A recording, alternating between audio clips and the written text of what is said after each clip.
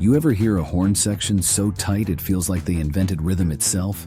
Well, welcome to the hullabaloo that is the Muscle Shoals Horns, a group that didn't just play on hits, they were the reason those hits slapped so hard. If you've ever unknowingly strutted down the street because a song felt too good, odds are these guys were behind it. Let's start with Born to Get Down, a song so funky it practically moonwalks on its own. These weren't just session guys stepping into the spotlight. They grabbed the spotlight, dipped it in brass, and made sure it never stopped grooving. They recorded this at Fame Studios, which basically means funk history was built into the walls. The song was a top 10 R&B jam, proving that the Muscle Shoals Horns weren't just backup, they were the main event. Then we have She Was Once My Woman, a track that sounds like it was specifically engineered to make your shoulders move involuntarily. Released in 1983, this song came at a time when funk was fighting off the rise of synth-heavy pop. But the Muscle Shoals Horns, they didn't care.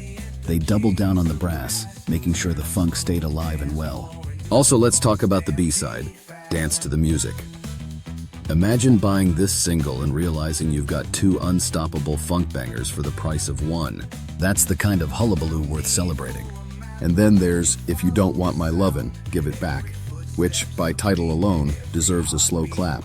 This track off their 1983 album Shine On is a masterclass in what happens when musicians who've spent their entire careers making other people sound legendary decide to cut loose themselves.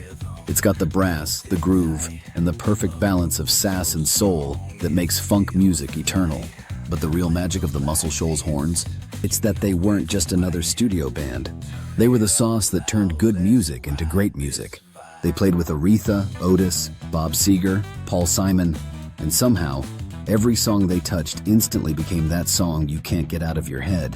Whether they were laying down a subtle groove or blasting through a chorus with full-force brass, they knew exactly what a track needed before the artist even did. The Muscle Shoals Horns weren't just a band. They were a movement, a funky, horn-driven hullabaloo that refused to be ignored.